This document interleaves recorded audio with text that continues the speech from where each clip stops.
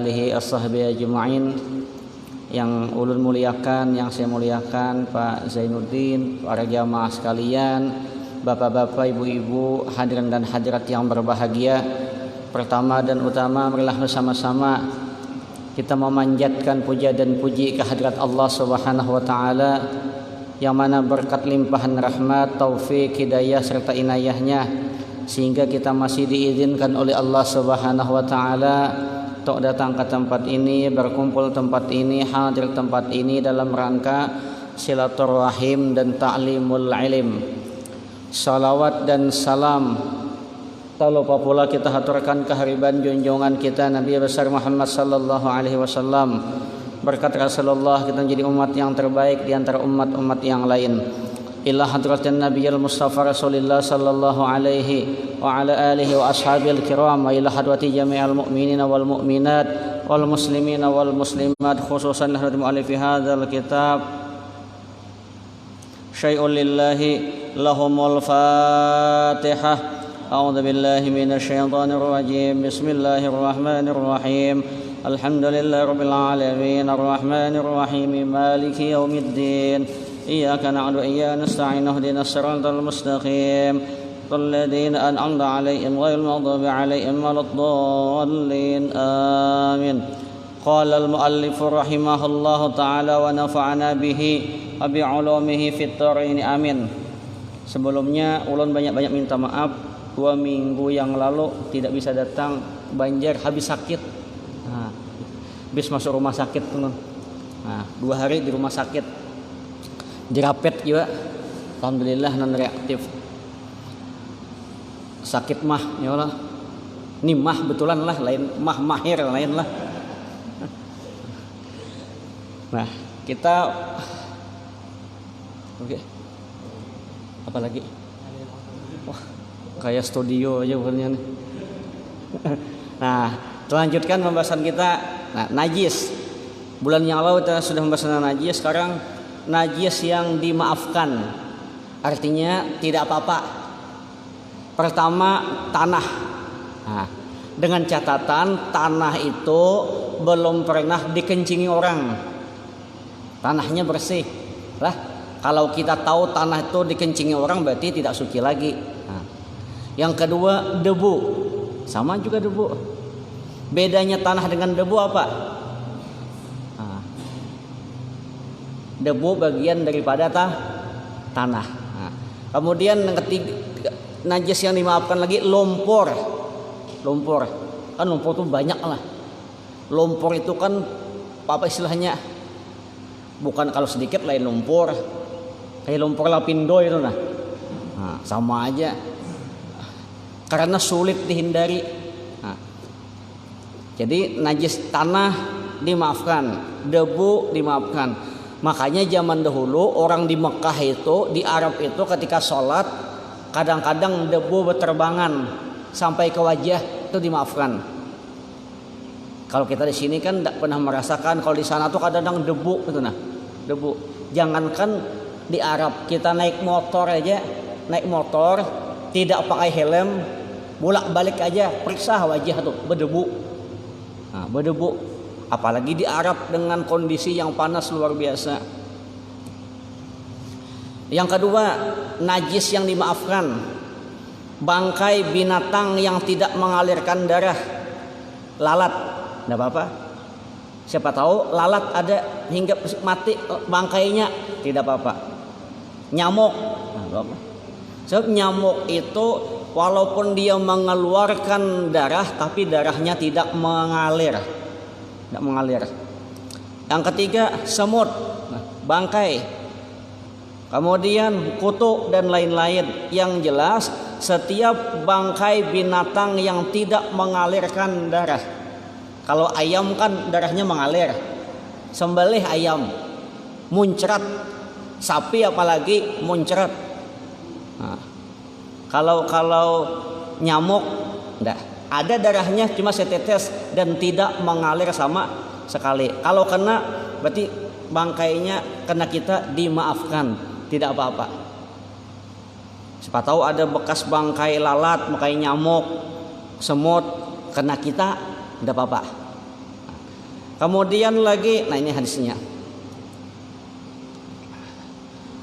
An Salman qala Rasulullah sallallahu alaihi wasallam, ya Salman, kullu ta'amin wa syarabin waqa'at fihi dabbatun laisa laha damun famatat fihi fahuwa halalun aqluhu wa syurbuhu wa wudu'uhu. Diriwayatkan dari Salman, Rasulullah sallallahu alaihi wasallam bersabda, wahai Salman, kata Nabi, setiap makanan dan minuman yang dijatuhi binatang lalu ia mati di dalamnya maka halal dimakan dan diminum dan digunakan wudhu. Kayak semut mati, nah boleh aja makanan, bukan tidak dianggap najis. Kayak gini, nah di dalam sini ada semut, tidak najis, minum aja tidak apa-apa. Kata Nabi apa? Makanannya halal, minumannya halal, dan bisa digunakan untuk wudhu. Siapa tahu kalau zaman sekarang beda. Kalau zaman dulu tuh orang ngambil air wudhu tuh ada kolam. Ada kolam zaman Pian Bahari kan, yang tua-tua tuh kolam. Di kolam tuh kelihatan ada lalat mati, ada semut mati. Itu tidak apa-apa. Tidak dianggap najis. Boleh aja. Nah. Kemudian lagi najis yang dimaafkan, darah yang sedikit. Ada darah tapi sedikit. Nanah yang sedikit dimaafkan. Kayak ada misalnya nih, kayak laki-laki atau perempuan sama aja yang lagi musim puber, kadang-kadang berjerawat. Ya, jerawatnya pas waktu salat ada darah sedikit sini, itu dimaafkan. Kenapa dimaafkan? Karena darahnya sedikit dan tidak mengalir. Beda dengan bisul. Bisul tuh mengalir. Nah, beda. Tapi jangan mentang-mentang lah jerawat boleh aja. Pas sembahyang aja kenyamanan. Bisa tuh kasihkan aduh ujar. Aduh aja sakit. Nah, jadi kalau yang intinya tidak mengalir tidak apa-apa. Kalau mengalir dihukumkan najis. Nah, nih ini. Kemudian lagi yang bukan najis, bangkai binatang laut kayak apapun rupanya tidak najis. Kalau pian nyembelih sapi, bismillah Allahu akbar. Nyembelih kambing, bismillah Allahu akbar. Nyembelih ayam, bismillah Allahu akbar. Pertanyaannya, ketika ibu-ibu apa istilahnya, bahasa iwak tuh ikan tuh di apa? Hah? Apa? Disiangi. Bahasa apa siangi tuh? Pertanyaannya, tanya ibu-ibu, pernah lah bismillahirrahmanirrahim? Nggak ada. Adalah, nggak ada lah. Apalagi orang jualan di pasar, catokinya aja, nggak ada. Ya udah, itu masih mending. Coba ikan-ikan kecil yang halus nih, kayak apa? Nah, jadi seluruh bangkai binatang laut aman aja. Karena kata Nabi, lima su'ila an ma'il bahri faqala, ini salah harakatnya lah, wat tahuru ma'uhu al-hillu maitatuhu. Kata Nabi, ditanya tentang air laut, dia menjawab air laut itu suci. Biar banyak bangkai tetap suci. Halal bangkainya, bangkai apa aja ambil. Kan ada mana teh kejadian ada kalau yang ikan banyak matian itu yang akhirnya disapu oleh ombak sampai di pantai, ambil tidak apa-apa. Jadi tidak mesti diucap dengan bismillah Allahu akbar, tidak apa-apa. Bangkai apapun yang berasal dari laut halal. Nah, halal. Kalau yang di darat tidak. Nah, kalau di laut kada apa-apa. Nah, apa? Nah. Buaya itu haram. Nah, makanya belajar fikih ya, kalau kada belajar fikih lalu semuaan. Nah, ini ceritanya binatang laut. Kalau buaya itu lain binatang laut. Buaya itu hidup dua alam. Ya Allah. Nah, buaya ya. Bunyi buaya apa aja? Ai sayang tuh buaya darat gitu. Pokoknya yang di laut tuh apa isinya? Ikan aja kalau apa lagi? Hah? cumi, apalagi kepiting, kolesterol semuaan tuh, tapi nyaman ya. Pokoknya bangkai apapun yang berasal dari laut tetap halal hukumnya. Itu rumusnya sudah. Rumus. Dan siapa tahu nanti kan ada orang ada belajar fikih pas mancing, dapat kan banyak, wis banyak. Lalu wae bismillahirrahmanirrahim nyembelih. Bismillah. Janganlah. Tuh, makanya kita perlu belajar. Kalau kada belajar nanti salah kita. Bermasalah kita. Ya Allah. Nah. Belajar itu penting. Ini laut itu airnya suci. Jadi kayak apapun walaupun banyak najis di situ tetap hukumnya suci. Nah, air sungai kayak apapun tetap suci. Ya Allah. Tapi kalau di sungai zaman di kampung malah sini tidak ada lagi malah di sungai itu kalau mau ngambil air wudhu mesti diginiin dulu. Dianu dulu. Kalau enggak siapa tahu pas ngambil air wudhu pas kena tahi lewat. Nah, ya Allah. Itu di kampung kayak gitu, di kampung, di kota enggak ada. 2, yang bukan najis jantung dan empedu binatang yang halal dimakan. Apalagi jantung sapi. Nah, empedu sapi, empedu kambing, jantung kambing. Apalagi empedu ayam. Yang tidak boleh itu adalah jantung cetakan, empedu cetakan, hati cetakan, itu kada boleh. Karena saat ini banyak orang yang memperjualbelikan itu. Kan ada cetakannya tuh. Jadi darah banyak masukkan cetak. Jadi itu namanya asli tapi palsu.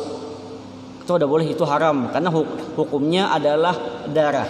Kalau yang ini jelas kan ada empedunya, ada jantungnya, ada hatinya, itu boleh. Yang asli boleh. Kalau cetakan tidak boleh.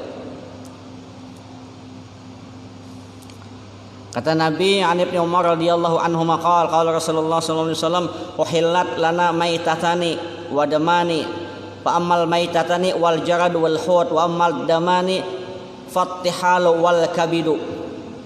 Dihalalkan 2 macam bangkai dan 2 macam darah. Pertama bangkai belalang dan bangkai ikan halal. Siapa kalau di sini tidak ada, kalau di Jogja tuh banyak pian orang makan belalang itu nah. Daerah-daerah Gunung Kidul tuh belalangnya gana-gana nyaman pian. Itu bangkai halal. Sini kita jarang bang lah. Kalau di Jogja tuh banyak pian belalang itu.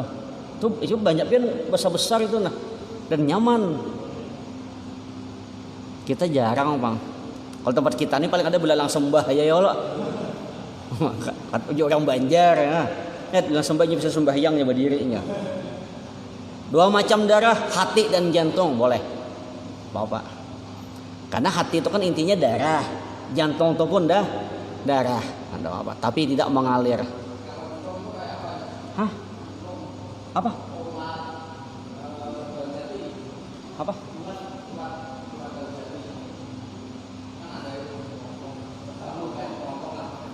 Ulat.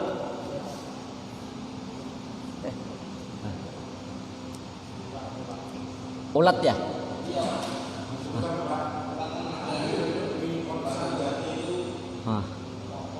Kan begini nanti ada pembahasan tersendiri tentang binatang itu.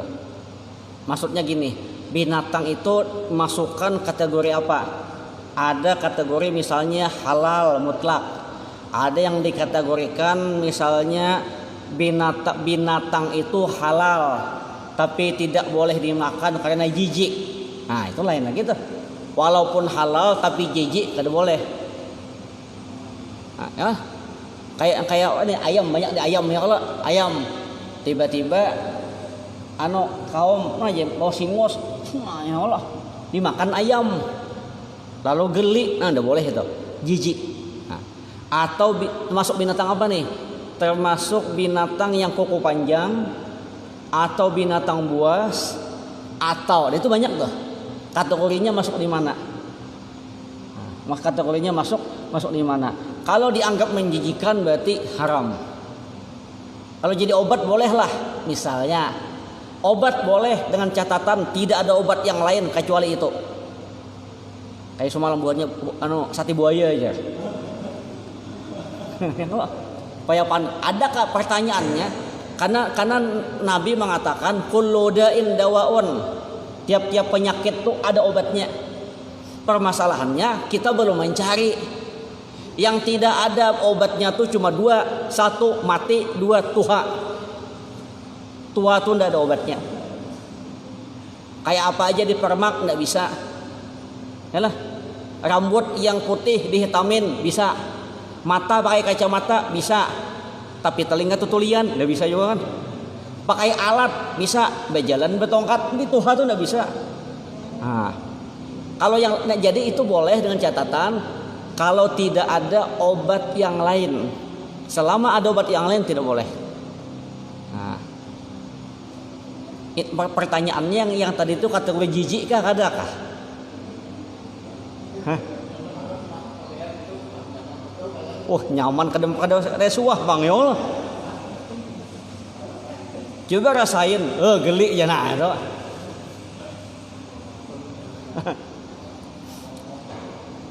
Jadi kategorinya tuh banyak ya. Banyak dalam artian kalau kuku panjang jelas, binatang buas jelas. Apalagi itu hidup dua alam jelas. Cuma yang tidak banyak di ini kan adalah menjijikkan itu nah. Tiap orang pasti beda. Pasti beda. Nah, yang kayak di TV itu dulu ada apa lomba-lomba, ada lomba yang orang asing tuh nah. Makannya itu jelas jijik itu. Cuma mereka kan memakan itu kan duitnya ini. Nah, lain kisah. Itu lain lagi. Sampai di sini ada pertanyaan sebelum kita lanjutkan dengan beda apa istilahnya tingkatan najis. Ada? Yang lain boleh, tidak apa-apa. Pertanyaan yang lain. Paham sudah? Kaum, kalau ada yang tanyakan, Bu Ibu ada?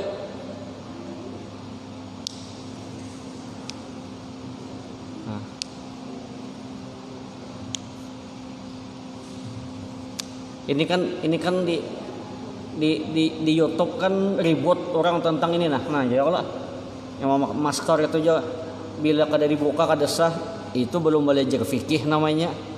Karena hidung itu bukan masuk rukun, hidung itu hanya sunat aja. Nah, ya kalau itu berlebihan itu orang. Kan banyak tuh yang macam-macam ini tuh. Ada yang lain ibu-ibu?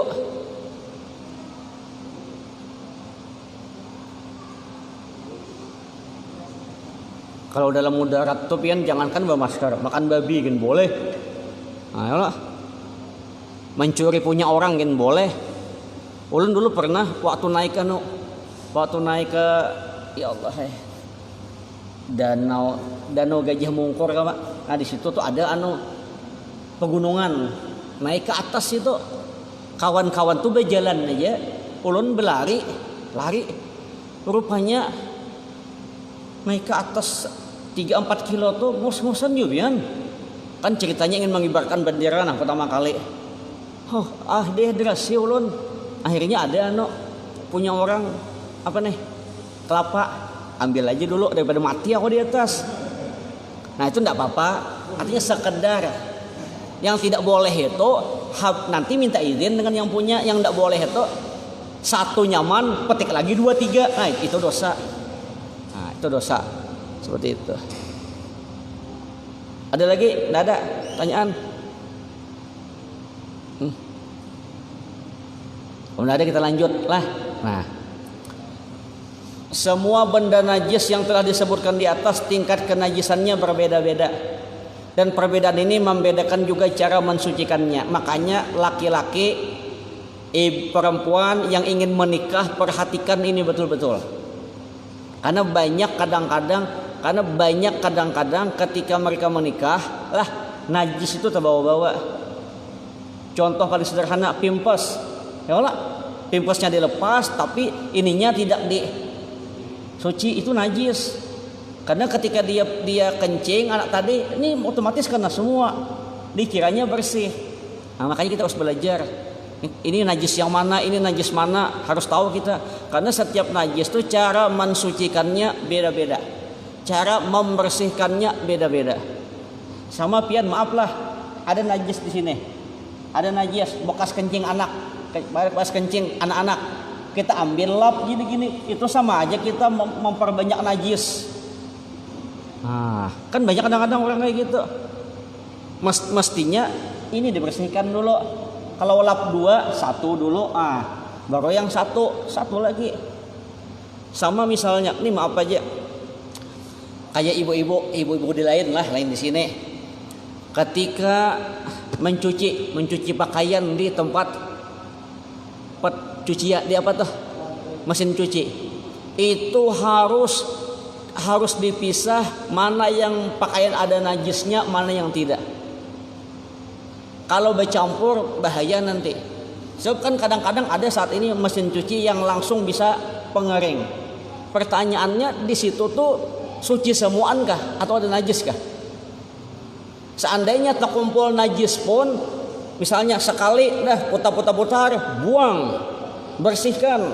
Habis bersihkan putar, buang 3 kali baru boleh. Ini kadang-kadang habis sekali 2 kali sudah, pada najis belum selesai di situ. Itu banyak itu. Kadang-kadang kan ada perempuan tuh pingin cepat aja semuanya masuk. Habis semuanya masuk, masukin air, putar. Habis putar, dibuang airnya. Habis dibuang, masukin lagi. Najisnya masih ada.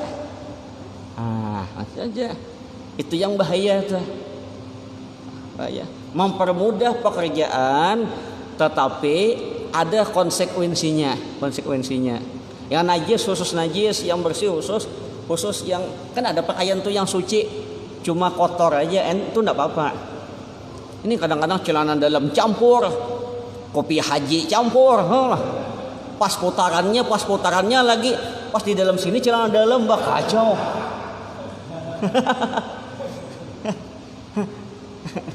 Nah, kan lah sudah kawin lah belum? Sudah kawin lah. Nah, artinya siapa tahu ada bini di rumah ya Allah kan ditata baik-baik. Maaflah saat ini kan orang pengen kerjaan tuh cepat selesai. Cepat padahal bersalah gitu. Nah, najis ringan mukhaffafah. Contohnya kalau ini jarang sudah ada. Kenapa ulun bilang tidak ada? Sebab bayi itu tidak kayak seperti zaman dulu. Sekarang anak sebulan 2 bulan udah tambah susu sapi. Kalau orang zaman dulu kan ininya memang 2 tahun betul-betul. Kalau zaman sekarang mana ada, nggak mungkin deh. Jarang ada perempuan yang betul-betul menyusui 2 tahun tanpa ada yang dimakan kecuali susu ibu. Jarang. Padahal itu yang paling berkualitas. Kenapa? Kalau susu biasa tuh tergantung takarannya. Bila susunya kebanyakan kental, kasihan anak nanti mau BAB keras. Kalau kebanyakan airnya, encer, ya Allah, anaknya kasihan. Kalau kepanasan, bibir anak sakit. Ya, kalau kedinginan, mencretnya. Tapi kalau air susu ibu itu kapanpun ketika diproduksi itu selalu dalam keadaan takarannya mantap. Itu bedanya. Jangan ini kan bisa nyusu ya.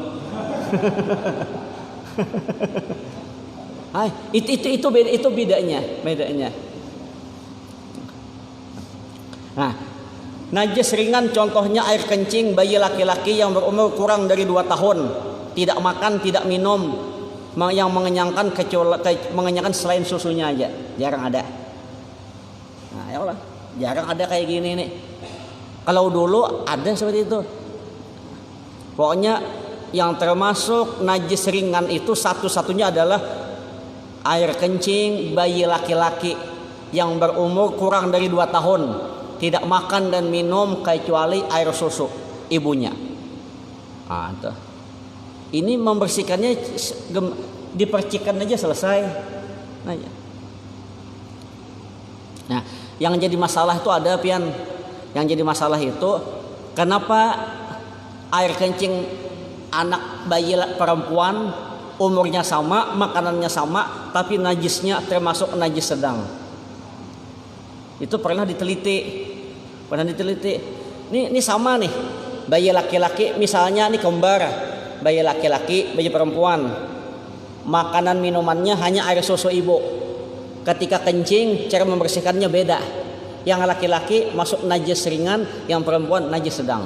Pertanyaannya, kenapa Nabi mengatakan berbeda? Kenapa beda? Padahal sama, makanannya sama, minumannya sama, ya kalau umurnya sama, kenapa beda? Setelah diteliti oleh orang Jepang, ternyata kencing bayi perempuan itu baunya lebih menyengat. Tahu menyengat lah? Apa menyengat? Lebih berbau. Itu hasil penelitian orang Jepang.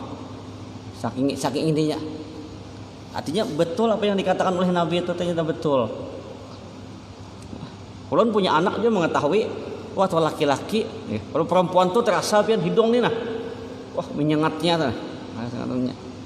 Kaum tahu kaum, wah ada bisa membesui anak kalau nih.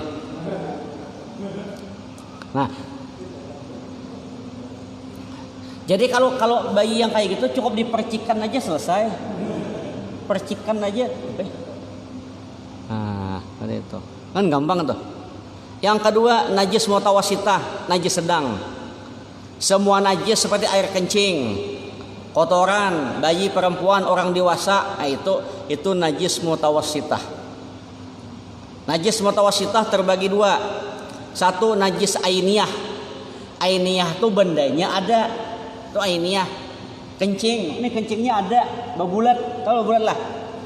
Kayak kaum misalnya bermimpi basah, ya Allah, bermimpi basah, banyu maninya tuh kelihatan, lingkarannya tuh kelihatan.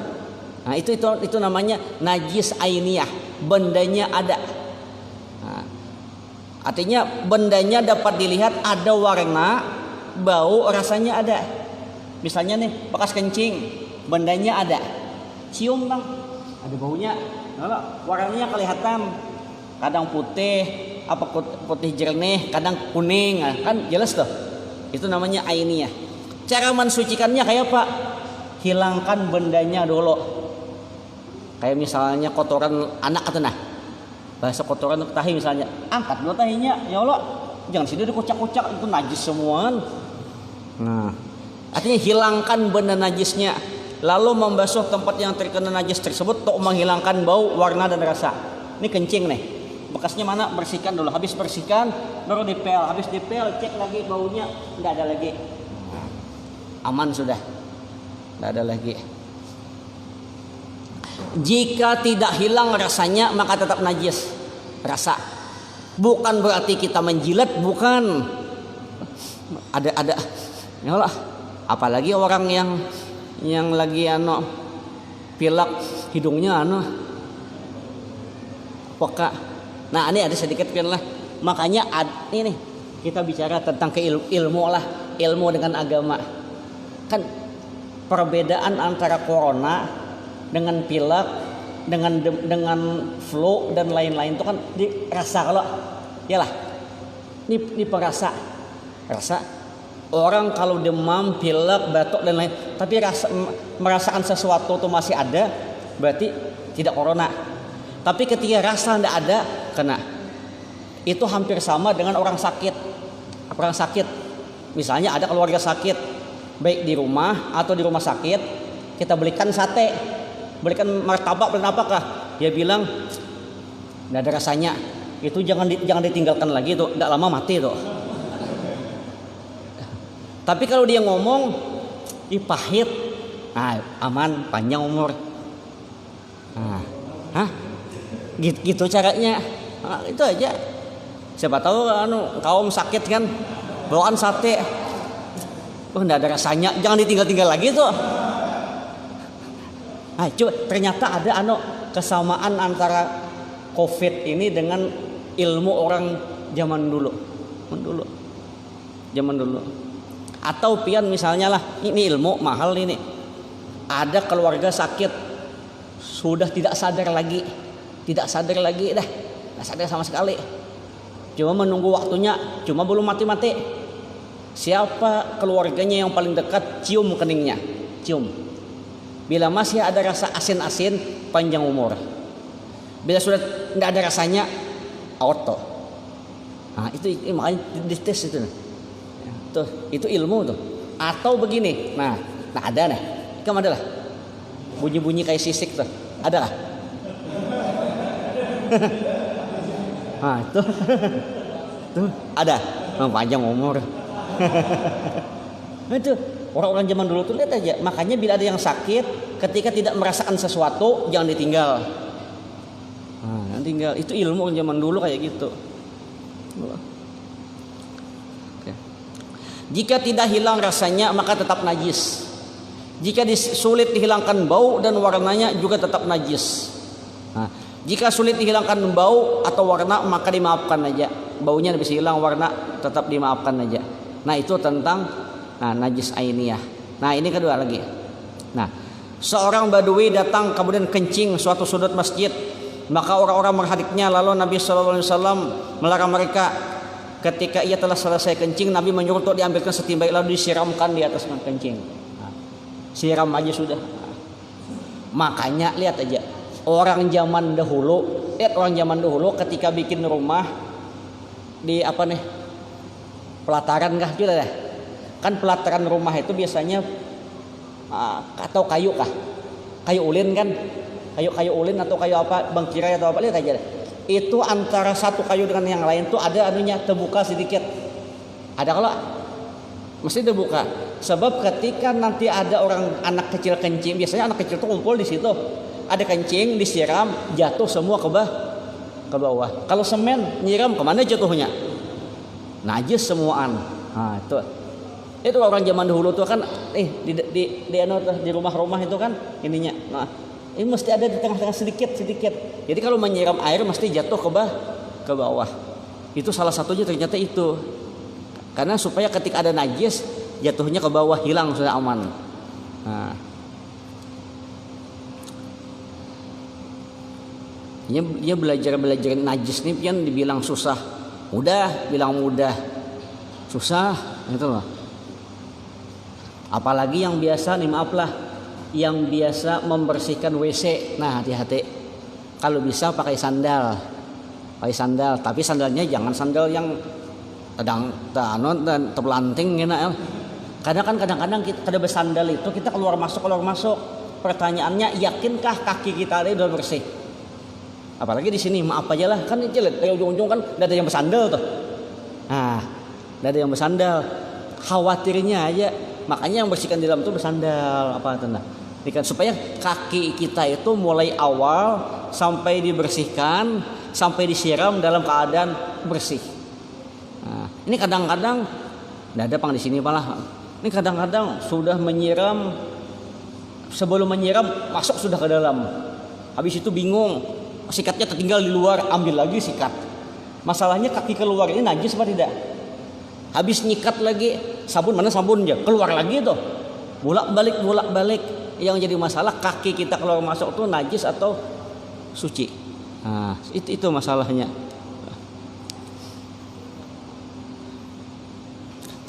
Mana nih? 2, najis hukmiyah, najis yang tidak dapat dilihat. Hanya ada warna atau bau atau rasanya. Misalnya air kencing yang sudah kering. Cara mensucikannya cukup mengalirkan air di tempat yang kena najis walau hanya sekali.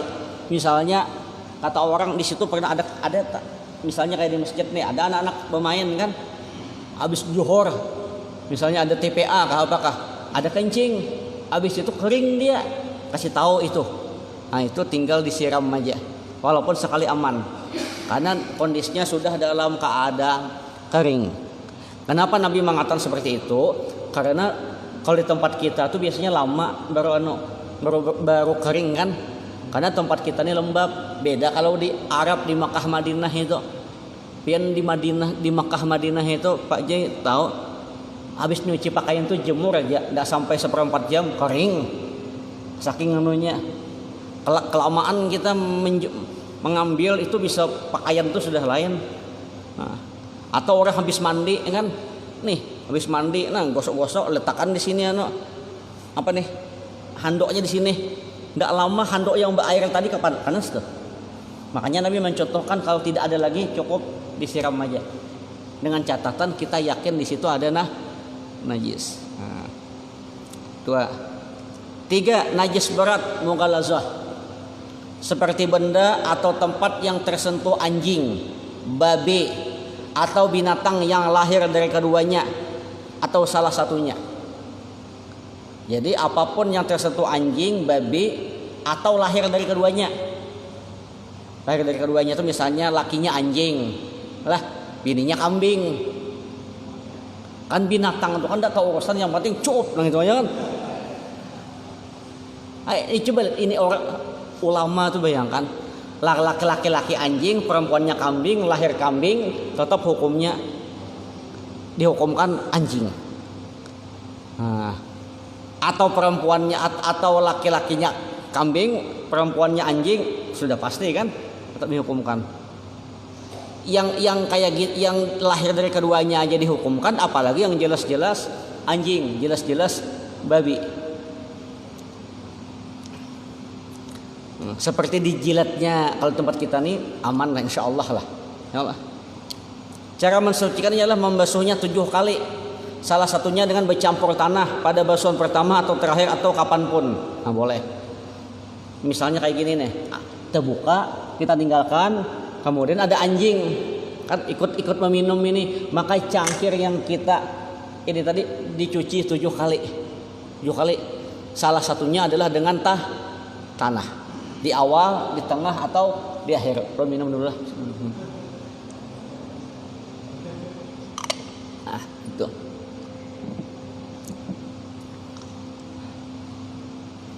Adapun rahasia kenapa harus tanah, tidak boleh bahan lainnya, karena secara ilmiah, ilmu kedokteran modern menetapkan bahwa tanah mengandung 2 materi.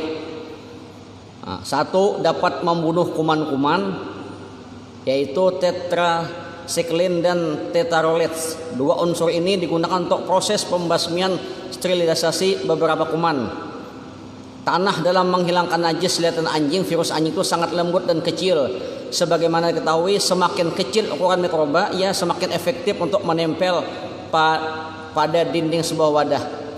Air liur anjing yang mengandung virus berbentuk pita air. Dalam hal ini tanah berperan sebagai penyerap mikroba tersebut. Virus-virusnya menempel dengan lembut pada wadah. Dengan tanah aman semuaan. Walaupun sekarang ada Renso apakah belum bisa membunuh semuanya. Kalau tanah aman. Karena tanah apa aja, tapi yang suci bang. Jangan tanah bekas kencingmu situ ya. Yang penting tanah. Nah, kan tanah misalnya ini, ambil tanah kan salah satunya dibersihkan dengan tanah. Mau basuhan pertama silahkan, ketiga silahkan, ketujuh silahkan, kapanpun. Yang penting salah satunya adalah dengan tanah. Sebab kalau tidak dengan tanah, dikhawatirkan apa istilahnya virusnya itu masih ada seperti masih ada di situ.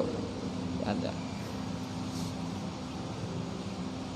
Kan memang Allah itu menetapkan sesuatu itu pasti ada hikmahnya. Kayak babi ya Allah. Babi itu kayak apapun pian memasak nih 100 derajat Celcius tetap kada mati pita di dalamnya itu.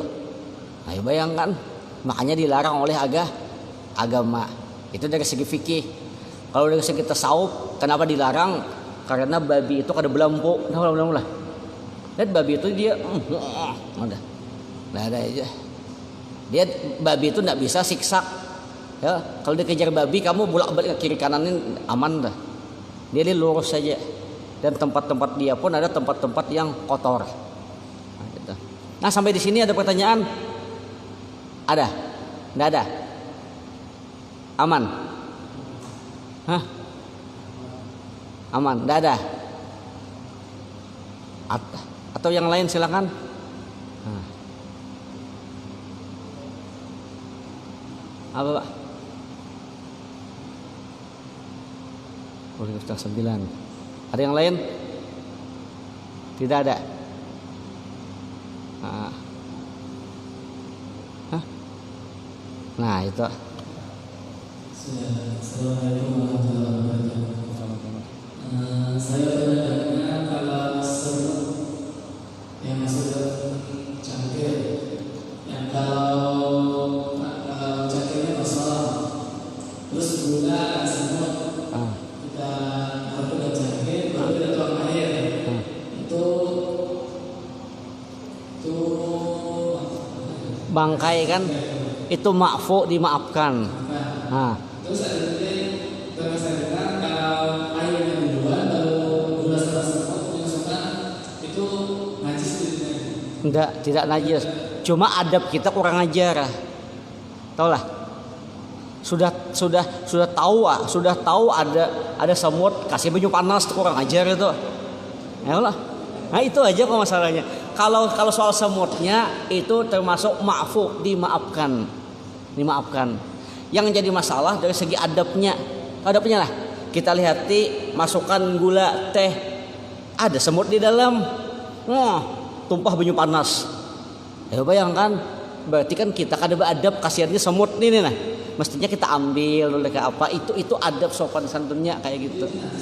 Ada, tidak najis. Nah, kadang disebutkan tadi itu ma'fu, dimaafkan. Makanya ketika bikin sesuatu tuh dilihat dulu. Ini gulanya bersemut kah, kadakah? Bila masih bersemut dibuka dulu, nah digini-giniin, nah itulah. Ya harus sabar lah, ya Allah. Harus sabar apa? Ini kadang enggak orang zaman dulu kan tertata rapi, ini dibuang dulu. Mana yang ada semutnya, sini yang ada semutnya diambil, itu. Seperti itu. Ada lagi? Ada. Nah. Ibu, apa? Nah, yang penting kalau ada binatang itu masukkan aja enggak apa-apa, tapi yang diminum lah. Yang diminum. Pokoknya kalau ada binatang sudah, kalau bisa dibuang nanti buang aja.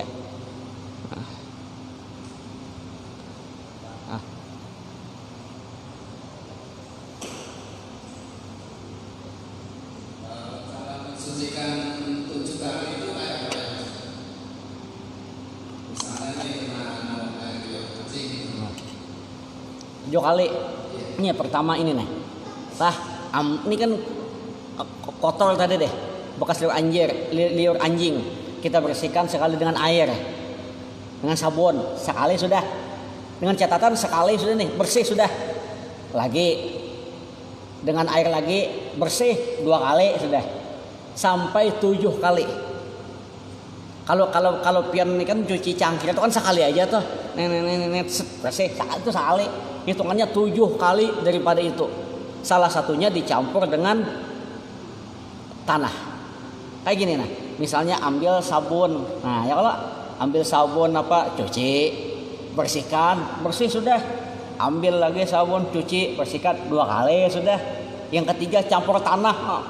3 kali sampai 7 kali. Intinya yang terpenting itu salah satu di antara 7 kali basuhan adalah dicampur dengan tanah. Jadi 7 kali itu bolak-balik dalam keadaan bersih. Kalau pian mencuci piring itu kan sekali aja bersihnya. Kali ambil sabun, dah bersihkan, tuangkan air, bersih. Itu baru hitungannya sekali. Nah, makanya harus sabar kayak gitu.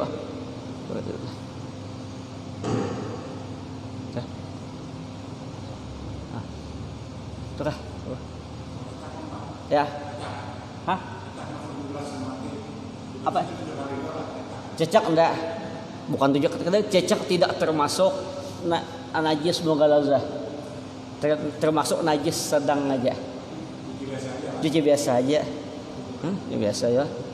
Jangan diminum juga itu. Nah, kadang bukan termasuk termasuk anjing bukan, termasuk dari babi bukan. Nah. Lagi, enggak ada. Habis? Lanjut atau? Lanjut sedikit lagi lah. Nah, ini bagi perempuan penting. Hukum darah wanita, haid, nifas, istihadah. Per wanita tuh ada 3. Darah haid, darah nifas, dan istihadah. Istihadah tuh darah kotor. Mesti sudah 3 ini mesti ada. kada mungkin. Pengertian haid. Nah, haid dan nifas secara bahasa berarti mengalir. Atau mengalir lah. Makanya deh perempuan itu mengalir kalau ganti terus softtek ini mengalir.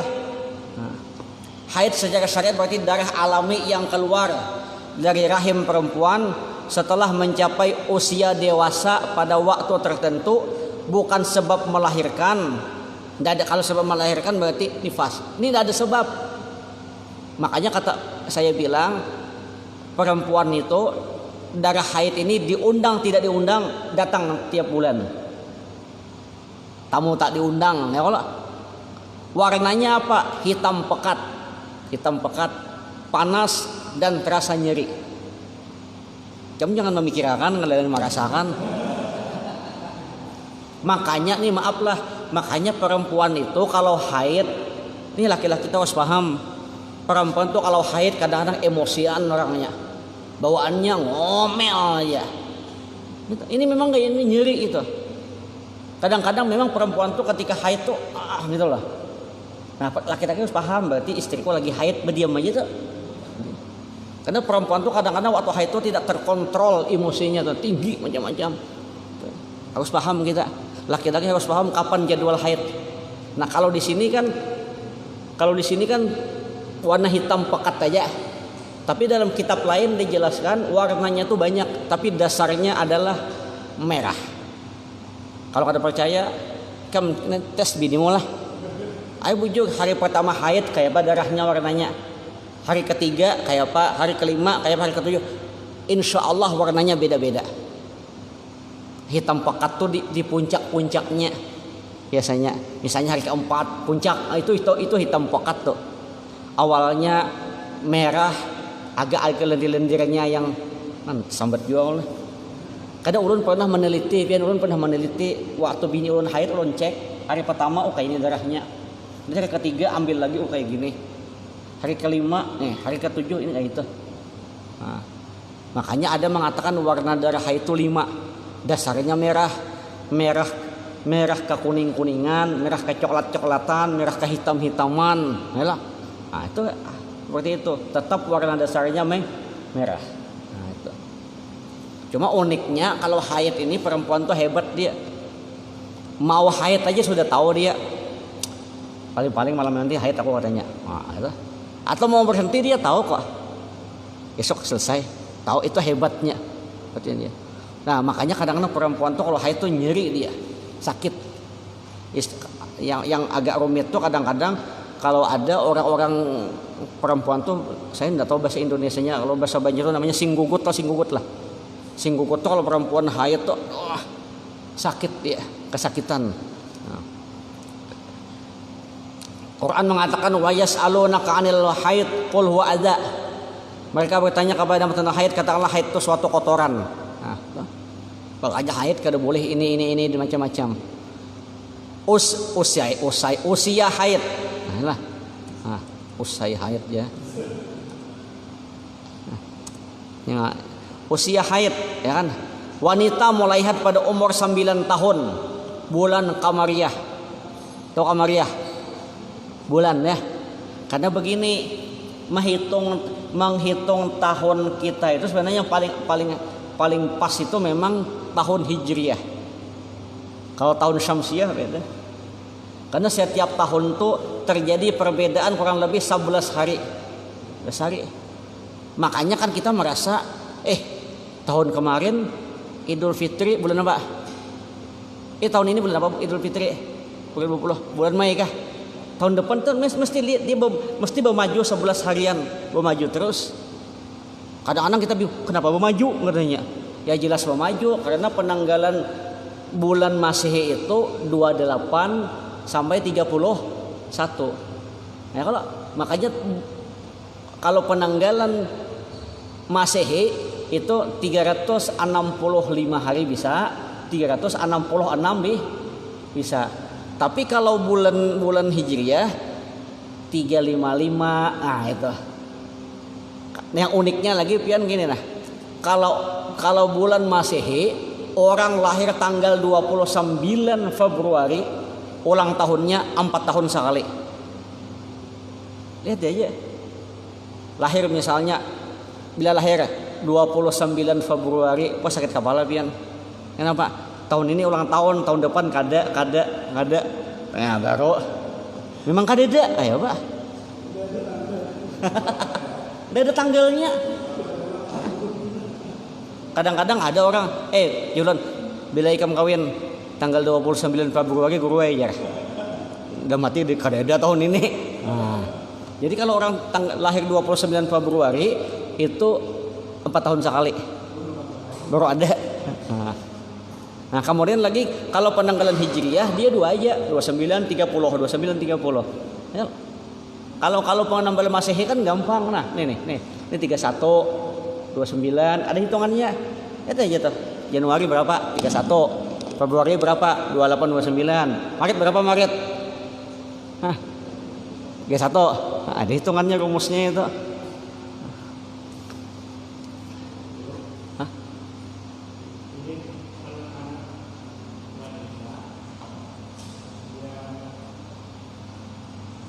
Yang usianya di bawah 9 tahun atau belum haid, bukan menteri. Kalau kita disentuhkan, apakah itu ada proses pembatalan? Tidak membatalkan wudhu. Dengan catatan keanakan. Yang paling afdal itu anak, bahasanya anak kecil. Lah, kalau yang genal khawatir kayak kaum bisa bernafsu ya Allah. ini yang istilahnya kan ada anak kelas 1 SD ya, itu enggak apa-apa, memang polosnya bagus. Yang penting selama dia belum haid tidak apa-apa. Tapi kalau sudah haid batal sudah. Makanya kadang-kadang orang kok pian bersalaman kada batal, kada jalan memang hukumnya kayak gitu. Ini kadang-kadang ada orang anak kecil mau salaman, enggak aja. Itu kada tahu di hukum itu. Sudah salaman aja anak kecil salaman enggak apa-apa. Umurnya 5 tahun, 6 tahun walaupun jenisnya beda dengan kita. Enggak apa-apa. Itu tidak membatalkan wudu. 8 tahun misalnya kan. Atau 9 tahun tidak apa-apa. Tapi kalau dia sudah 12 tahun jangan jual lah. Jangan jual. Kata jual no gurunya namanya. Lagi.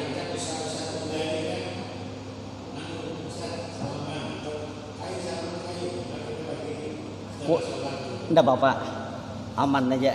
Yang penting selama mereka masih kecil belum haid aman. Nah, itu aja rumusnya. Jadi bila ada salaman aja, enggak apa-apa. Dengan catatan anaknya yang tersentuh.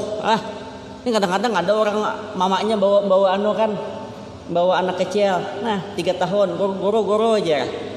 Japaikan anak ulun ya. Kalau japaikan jangan kepala mamanya dijapai ya. Ya ulun biasa itu pian guru ya nah. Nih, kalau ini aja. Yang penting jangan tangan mamanya disentuh, batal itu. Itu boleh aja enggak apa-apa, apalagi salaman biasa. Kalau pian masih mending kalau ulun di tiap majelis itu kan ketika datang ke masjid itu bro salaman, aman aja enggak apa-apa. Laki-laki kah perempuan kah yang penting belum haid. Itu aja. Kalau anak sekarang haidnya itu cepat betul. Rata-rata 9 tahun udah haid. Itu karena faktor makanan. Cepat-cepat anak sekarang. Nah, wanita mulai haid pada usia 9 tahun bulan Qamariyah atau orang sedikit sehingga usia 40 tahun. Hal ini ditetapkan berdasarkan pengalaman terbanyak. Perempuan itu rata-rata sampai 40. Bila sudah 40 ke atas bisa yang namanya menopause kah? Enggak lagi haid. Enggak lagi. Contoh seorang wanita pada tanggal 20 Muharram genap usia 9 tahun lalu mengeluarkan darah, maka apabila usianya kurang 16 hari lagi adalah darah haid, apabila lebih dari 16 hari bukan darah haid. Jadi intinya 9 tahun. 9 tahun. Apabila mengeluarkan darah dan terus menerus hingga memasuki 16 hari tersebut maka darah yang sebelumnya bukan darah haid. Ini hitungan aja. Hitungan kayak apa nih? Kalau orang tuh kurang dari 9 tahun. Itu mengetahuinya 16 hari aja anunya. Masa haid. Nah ini pentinglah masa haid. Haid itu berlangsung paling pendek sehari semalam, tidak putus-putus. Kalau putus-putus lain. Makanya perempuan itu kan lihat ya, sehari semalam dulu, sehari semalaman. Itu minimal, paling sedikit. Misalnya hari ini haid Isya, maka bisa jadi Isya malam besok sudah dalam keadaan selesai. Tapi jarang ujian Nabi, itu aja. Mana ada kayak gitu ya, lakinya aja apa yang gak disabarin. Nah, ada sehari semalam tuh ada. Tidak boleh sesaat. Kalau putus-putus berarti belum. Kan misalnya perempuan nih, tadi pagi haid nah, Johor kada sembahyang, asar kada sembahyang, maghrib bersih, lain. Berarti belum haid lagi. Yang namanya haid itu sehari semalam terus, nah, terus gitu. Dia biasanya awalnya haid tuh sedikit-sedikit aja, lama-lama darahnya banyak. Jadi intinya yang perlu diperhatikan, batas minimal itu 1 kali 24 jam. Kebanyakan 6 sampai 7 hari itu kata Nabi, rata-rata 6 sampai 7. Paling lama 15 hari. Walaupun putus-putus 15 hari. Maksud putus-putus itu kayak gini nah. Lah, seorang perempuan haid tanggal 1 sampai tanggal 6, tanggal 7 bersih sampai tanggal 10, itu betul bersih. Karena pulang tanggal 11 sampai 13 keluar lagi. Ya kalau keluar lagi 14, 16 bersih, 17, 20 haid. Hitungannya sampai 15 saja. Selebihnya daripada itu bukan darah haid, tapi darah kotoran. Kadang-kadang kan perempuan habis 3 hari suci, haid lagi, suci lagi, haid lagi. Bukan kayak gitu. Ngitungnya awalnya tanggal berapa? Kalau tanggal 1 berarti tanggal 15 terakhir. 16 seterusnya, keluar tidak keluar itu bukan darah haid namanya. Itu banyak yang kada tahu bibinian itu tahunya bilainya haid, bilainya suci, haid, tapi tidak menghitung tanggal. Bila perempuan tanggal haid tanggal 2 berarti tanggal 16 terakhir. Itu aja, terakhir. Walaupun keluar darah wajib sholat, wajib puasa. Tapi karena itu darah kotor. Nah, ini yang banyak orang nggak tahu, dikiranya darah haid terus. Apalagi perempuan, nih maaflah, perempuan kalau biasa pakai suntik KB kah, itu biasanya sebulan 2 bulan tidak terkontrol masih nih haidnya. Itu hati-hati, bahaya. Dan masa suci antara 2 haid adalah 15 hari. 15 hari. Maksudnya ini nih, habis selesai haid, ke haid selanjutnya adalah 15 hari. Nah, misalnya sampai tanggal 15 tadi kan berarti haid akan datang, boleh jadi tanggal 30, boleh jadi tanggal 1. Jadi jeda antara bersih dengan haid lagi itu 15 hari. Nah, itu. Apabila haidnya 4 hari berarti masa sucinya 26 hari. Penetapan masa haid ini berdasarkan pada kesimpulan terhadap pengalaman terbanyak yang terjadi pada kaum wanita, tidak berdasarkan dari Al-Quran. Kebanyakan orang kayak gitu. Ini perempuan tuh lain-lain, pian. Ada yang 2 hari selesai, ada yang seminggu. Yang sakit kepala tuh kalau haid 15 hari sakit kepala. Perempuannya sakit kepala, lakinya sakit kepala juga. Ya kalau apalagi bulan puasa, perempuan itu kalau lama haidnya stresnya. Bukan stres membayarnya nanti itu yang stres. Nah, itu aja masalahnya. Nah, jadi masa haid minimal 1 kali 24 jam jalan terus. Rata-rata 6 sampai 7 hari. Kemudian apa lagi? Paling lama 15 hari. Jadi menghitung haid itu gampang. Awal haid tanggal berapa? Hitung 15 hari selesai. Bila tanggal 3 mulai, tanggal 17 selesai. 18 wajib sholat, wajib puasa, wajib ibadah dan lainnya. Walaupun ada keluar darah, itu namanya darah istihadah, wajib mandi sudah. Kalau ada darah istihadah berarti pakai anu aja, apa nih? Pimpes kah? Nah, tetap sholat dan lain-lain. Karena itu bukan darah haid namanya. Biasanya perempuan kayak gitu darah istihadah tuh terjadi karena wanita tuh bisa perempuan tuh bisa stres. Makanya hati-hati perempuan itu kalau banyak pikiran, kalau stres, lihat aja haidnya sendat-sendat. Makanya lihat aja, makanya perempuan bila haid jangan diapa-apain, lihat akan aja. Ini bila stresnya haid bisa berhenti tuh haidnya. Kayak lagu putus nyambung gitu. Nah kayak gitu memang perempuan tuh sensitif, sangat sensitif sekali. Nah sampai di sini ada pertanyaan ibu-ibu. Ini bukan cuma ibu-ibu, yang laki-laki harus belajar supaya bisa memahamkan kepada istrinya nanti. Nah jadi yang Allah sampaikan tadi lah, sebenarnya haid itu sudah tahu semua, cuma yang banyak tidak tahu itu batasan maksimalnya tuh sampai menghitungnya kayak apa. Jadi kalau saat tanggal 1 mulai, tanggal 15 terakhir, 16 dan lain-lain itu wajib sholat, wajib puasa. Jangan dibiarkan ketika kita haid dianggap haid lagi, bukan darah haid tapi darah kotor atau darah istihadah. Nah. Hah? Yang mana? Enggak. Yang penting tanggal 15 mandi. Terakhir kan masuk hari 16 mandi. Habis itu enggak ada lagi. Itu kan cukup dibersihkan, pasang pimpos dah. Caranya sholatnya kayak apa? Caranya ketika azan berkumandang, bersihkan perempuan, pakai pimpos, wudu, sholat. Waktu sholat keluar tidak keluar, lanjutkan. Sama yang kayak dulu kita belajar apa tuh? Silsilatul baul sama. Tidak perlu mandi lagi. Kalau mandi ada kemandian biar tiap hari mandi aja itu. Karena darah kotor dia.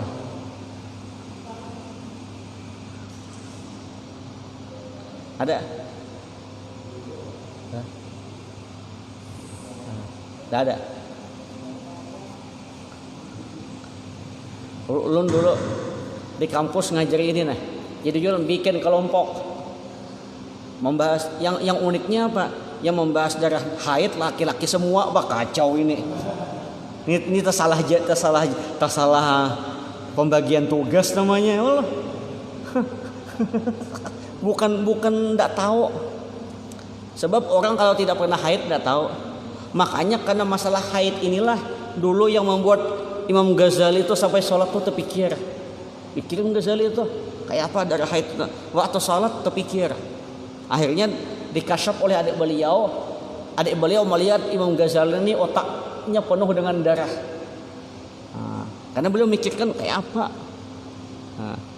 Karena darah biasa dengan darah haid itu beda. Kalau darah pian biasa kan biasa aja toh. Kalau darah haid itu tidak. Awalnya gini, tengahnya ini, ujungnya warnanya beda. Makanya perempuan tuh tahu, lihat aja perempuan tuh ketika melihat warna besok selesai. Itu. Kalau laki-laki udah tahu dia. Cuma yang penting ibu-ibu satu. Ketika ibu-ibu sudah dalam keadaan bersih, sudah tinggal mandi wajib aja lagi lah. Kalau suami nanya, istilah bahasa Banjar, mak udah bersih kah? Bilang aja belum, gitu aja.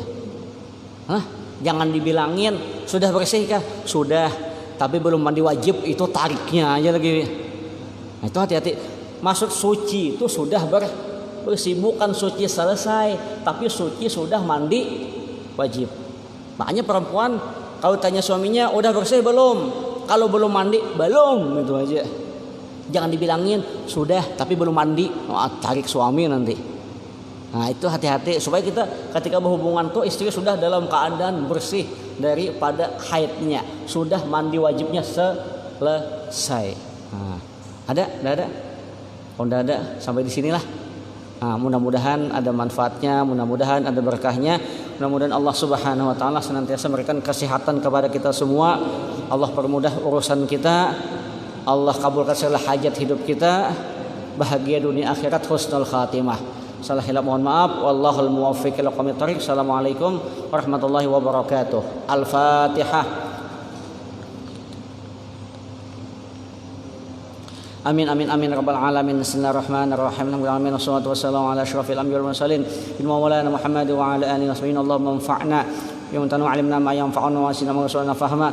Allahumma ikhlas ta'ala bil ilmi wa fi nashri bayin ta'at bi rahimin. Allahumma inna nas'aluka fahman nabiyyin habdal muslimin wa ilhamal malaikatin qarabin. Sallallahu alaihi wasallam Muhammad wa ala alihi wasallam. Alhamdulillahirabbil alamin. Taqabbalallahu minkum.